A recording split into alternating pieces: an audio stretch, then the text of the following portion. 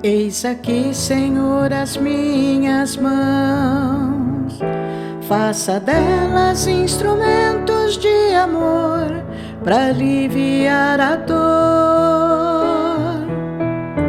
do meu irmão. Minhas mãos que tocam toda a natureza, que se revela no esplendor e na beleza, no dom de curar. Pelas minhas mãos, Senhor, põe em minhas mãos a paz. Todo aquele que eu tocar possa te sentir em mim.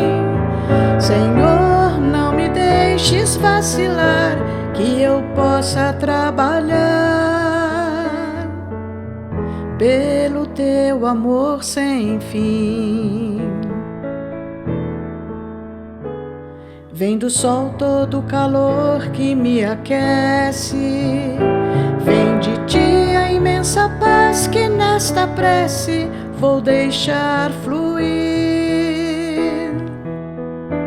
ao me entregar. Neste ato de amor e doação, sinto a força emanar de minhas mãos e sei que este amor poderá curar.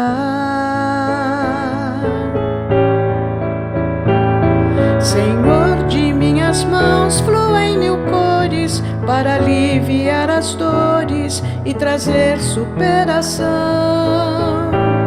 Senhor, sei que em ti tudo é possível e com todo o coração eu te entrego as minhas mãos.